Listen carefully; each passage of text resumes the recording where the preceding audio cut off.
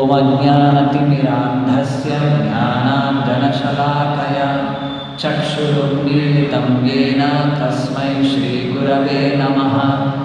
Nama Om Vishnupadaya Krishna Presthaya Bhutale Srimate Bhakti Vedanta Swaminiti Namine.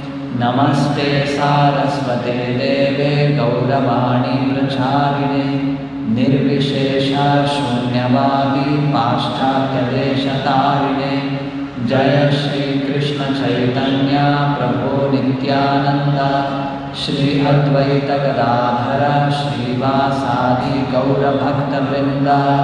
Hare Krishna Krishna Krishna Hare Hare, Hare Rama Rama Rama Hare Hare.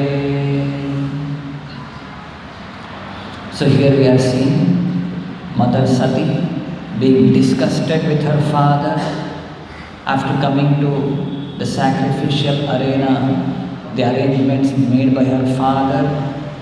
The intention was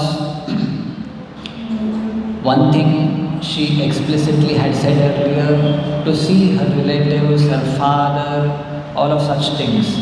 But her intent is made clear by Srila Prabhupada, that she wanted to impress upon her father, somehow to make a truce, so that her father comes back to his senses. But after coming here, she is observing that so many transgressions are happening there, and this has angered her. Now, in the previous verses we saw that she declared that what is the use of maintaining this body given by you? It is better to give it up. So after that, here now she is telling the opulence of what we, that is referring to Mother Sati and her husband Lord Shiva, what we possess, this cannot be understood by people like you who are so materialistic, and all the people surrounding you, they are all flatterers, simply flattering you. Such category of people cannot understand the opulence of Lord Shiva. You think he is poor, he doesn't have proper dress to wear, he doesn't have proper place to live, and he is not very so-called cultured as per the Vedic tradition. But you do not know the opulence of Lord Shiva. Here we can recollect the instruction given by Lord Krishna in the Bhagavad Gita, wherein he says, Bhogaishvarya prasaktana taya apahrita chetasa vyavasayatmika buddhe samadhau na vidhiyate. Those who are too much engrossed in bhoga, aishvarya, so-called material opulences, sense gratification facilities, they cannot understand spiritual life. Their minds cannot be focused on the Supreme Lord. They will never be able to appreciate the glories of the devotees of the Supreme Lord, because their mind is too attached to bhoga and aishwarya.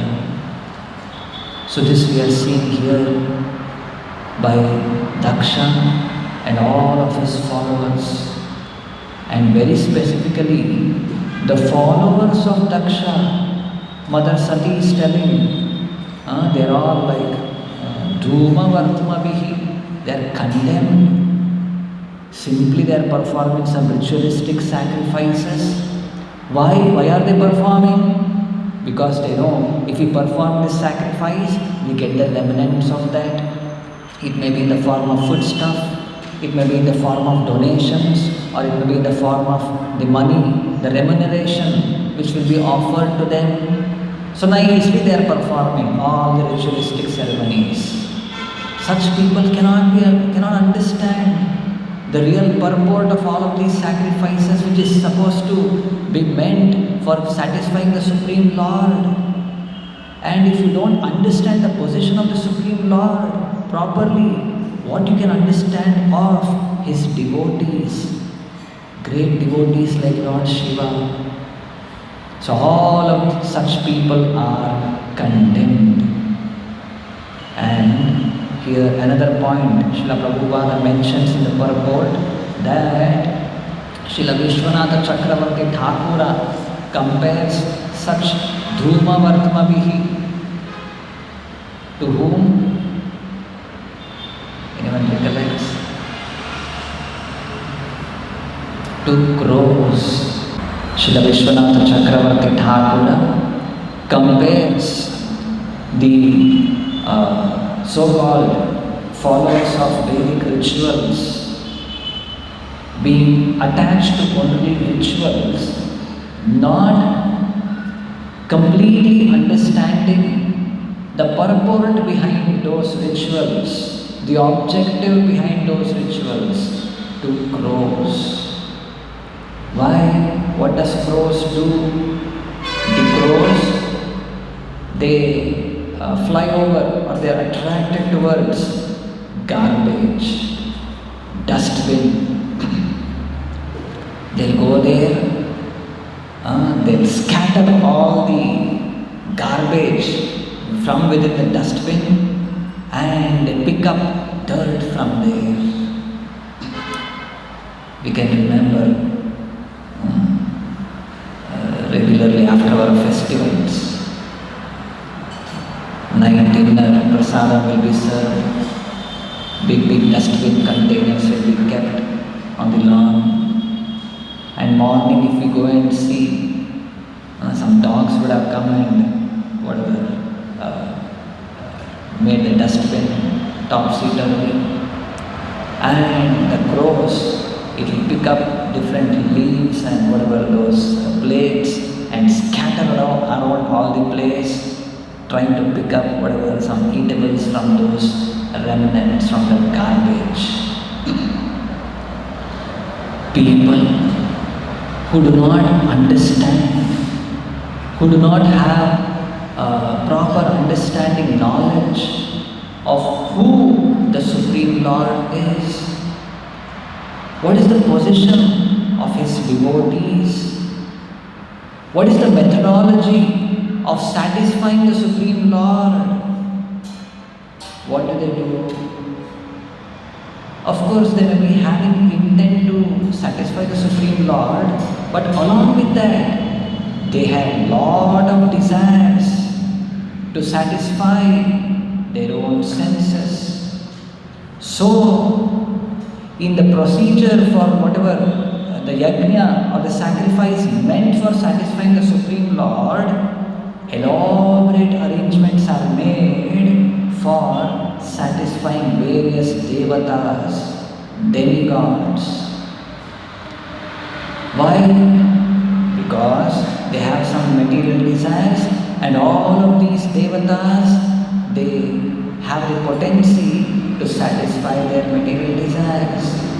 So they perform elaborate sacrifices to satisfy various devatas. But they do not know that ultimately even those sacrifices are designed in such a way that ultimately the oblations are offered to Lord Vishnu.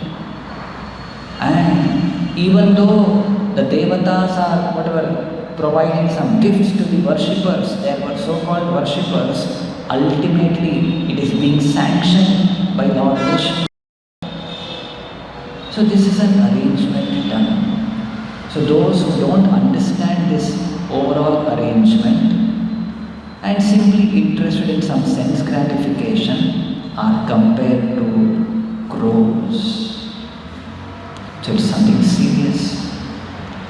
So if at all we have to come out of such crow mentality, then the solution is that we have to associate with swans. The Hamsa Pakshi, the swans, They are not interested in some garbage, dirt, dustbins and all. They reside in some very serene, very peaceful, crystal clear waters. So, by associating with such swans or paramahamsas, ordinary people like us, to some extent we can cultivate their habits. We can purify our conditioned state of going behind sense gratificatory objects. Here we can recollect the story of how a small children, they are interested in playing. They are interested in playing toys, different toys. They'll be attracted towards playing with some toys. The children, they go to some fair and they look at different stalls will be kept there selling different kinds of toys. And the children, they'll pester their parents, Papa, I want this, some toy cars and all. If the parents don't provide them, they'll start crying, they'll start making a show, screaming and all of those things. And usually we see how the parent, they put some condition. No, not this time, tomorrow I'll get it for you. Or you should study well in the exam. If you pass, then I'll get this toy for you. Such some bargaining will happen, and finally the toy will be given, and the children, they'll be engrossed and fully in playing with those toys, as if imagining themselves sitting within the toy car and riding throughout their house. But the same child, after it becomes an adult, a grown-up person, at that point of time, when he may be earning money and he may be having lots of money and has purchased a big nice car for himself and he's traveling in that. At that point of time, do you think that he'll be interested in playing with a toy car? No longer he'll be interested in that. But small children, they may be thinking, oh, I'm so rich. So many toys I have got, you have not got, they'll compare with others. Foolish children. Likewise, even so-called adults who don't have transcendental knowledge. I have a big car, I have a big bungalow, I have got so much bank balance, you have not got. See, you're so poor. See, they may compare and take pride in whatever they have and put down those people who don't have. Exactly the same mentality we are here seeing of Daksha. Daksha is thinking that he is very aristocratic with all opulences, big position and performing big sacrifices, giving charity. And look at this Lord Shiva, he doesn't have proper clothes to wear, no proper home to stay, smearing ashes over his body, staying with his associates are all demons and spirits or hobgoblins. This is the comparison what Daksha is making. So we can call him as foolish. He is not able to understand. He doesn't know the position of Lord Shiva. Lord Shiva is so exalted that just like a big grown-up person, he is traveling in some nice big car. For him, those toy cars are nothing. He is no longer interested in those.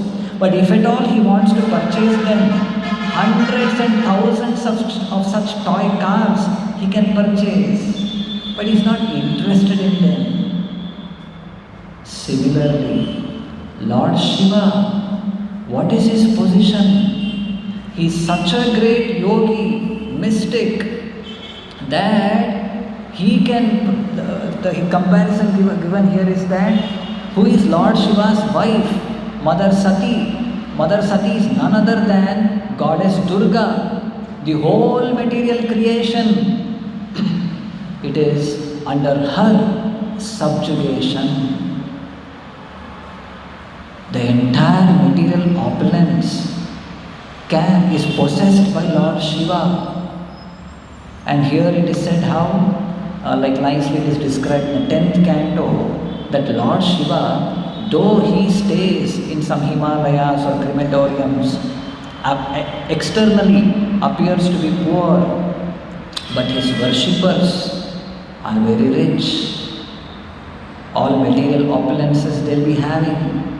On the contrary to this, worshippers of Lord Vishnu, the Lord of Vaikunta, the husband of goddess of fortune, he resides on serpent, a snake, with all opulences. But his worshippers are, they're very poor, we call poor Brahmanas. They don't have any opulences, no money, no proper clothes to wear. How is this?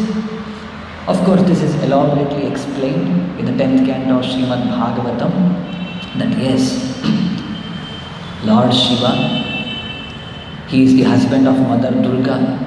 So, the worshippers of Lord Shiva are being offered all material opulences by Mother Durga to glorify her husband. But that's not the case with Lord Vishnu. Lord Vishnu is Mukti Pradata. He is the only person who has got the capacity, potency to offer a living entity liberation from this material world. So that opulence cannot be awarded by any other person than Lord Vishnu. Just like prison house. Srila Prabhupada gives this example. There's a prison house, and one of the prison inmates within the prison, he can nicely flatter the prison superintendent, the jailer, and get some extra facilities within the prison house. In the prison house, they are giving only 2 chapatis. Maybe for him one special one, 3rd chapati. Some arrangements can be given, and some extra clothing or bedding or such whatever facilities within the prison house a prisoner can avail by nicely flattering or pleasing the jail superintendent. But if the prisoner goes and asks the jail superintendent, "Can you open the gates and let me out to go outside the prison?" No. That power is not there within the capacity of the jail superintendent. To let a prisoner outside, he has to get permission from court or whatever, some higher authorities. Without their permission, even he has not got the capacity to let them out. So in this way, by worshipping various devatas, including Lord Shiva and Mother Durga, various material facilities can be availed. Various objects for sense gratification can be availed, everything but within this material world. But personally, who is Lord Shiva? He is a liberated personality. He has got nothing to do with material so-called bhoga, aishwarya, material opulences. He is transcendentally situated. His mind is absorbed in the thoughts of the Supreme Lord. He is enjoying transcendental happiness by chanting the holy names of the Supreme Lord. So the opulence which Daksha is speaking of, he has transcended that level altogether. So this is what Mother Sati is trying to impress upon her father Daksha. Now, I'll be reading out a few verses from the portion of Bhikshu Gita. This comes in the 11th canto of Srimad Bhagavatam, spoken by Avanti Brahmana. So this Avanti Brahmana, a Dvija, Earlier, he was actually, it is said, a mercantile man involved in trading, agriculture, and he had amassed a lot of wealth. But he was very much greedy. He wanted more and more of wealth, due to such greed, he happened to not care for his family members and his dependents. And all his dependents were all bereft of even the basic necessities, basic enjoyment of family life. And they all became very much inimical towards him. And after passage of time, this Brahmana, he was made to be bereft of all of his opulences, his home, everything was taken away by the government, by thieves, by rogues, by plunderers, by cheaters. Somehow, unfortunately, or let me say here, fortunately, all those things are being taken away from him, and all his relatives, leave about far relatives, even his own family members abandoned him.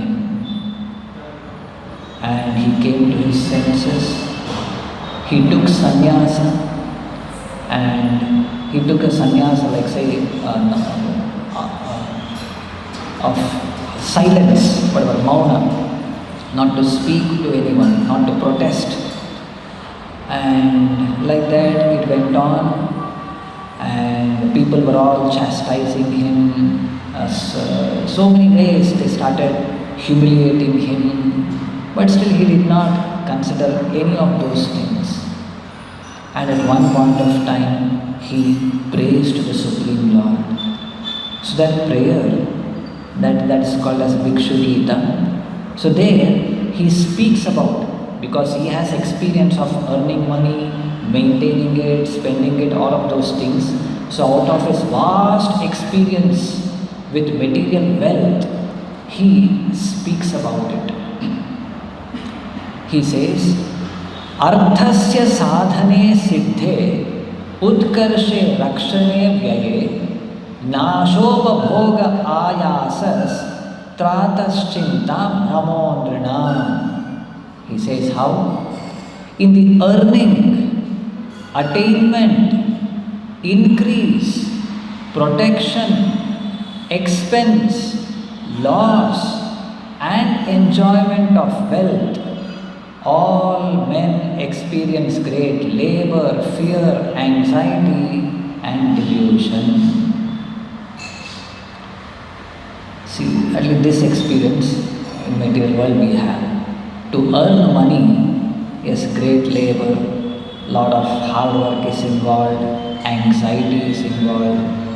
But here he says, even in its protection, even in spending it also, at every stage of earning, increasing, protecting, spending, or its loss, or even spending for it for one's own enjoyment, all these things involve great labor, fear, anxiety, and Brahma, or confusion or delusion.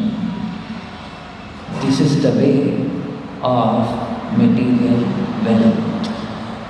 If it is not in connection with the Supreme Lord, if it is not meant for the satisfaction or glorification of the Supreme Lord, the wealth becomes the source of all of fear, anxiety, delusion, all these things. And he doesn't stop here.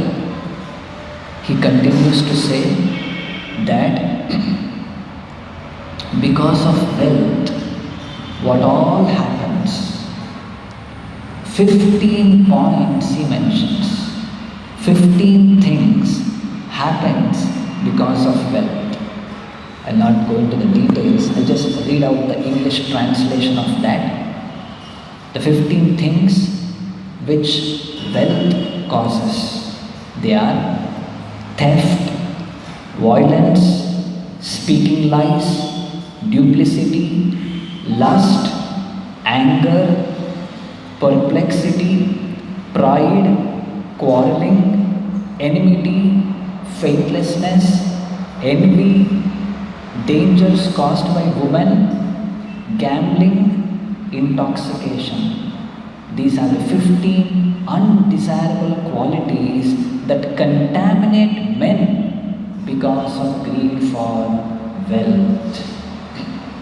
So here we can see how Daksha, by possessing enormous wealth, by possessing some good so-called prestigious position in the material governance, he has been put to the position of a Prajapati, and he has become so much. All of these qualities we can find in him. So whatever anger, pride, enviousness, envy, all such things which whatever he has become, whatever a storehouse, and because of which he has committed great offense against Lord Shiva. This will become the cause for his downfall, which in few verses will be seen. Another thing to note here is, Srila Prabhupada tells that the opulence Lord Shiva possesses is enjoyable in renunciation and love of God. See, the opulence what Daksha is possessing, it is a cause for fear, anxiety, drama, illusion, great labor, all of those things. But the opulence what Lord Shiva is possessing, that is enjoyable by those who are possessing renunciation and love of God.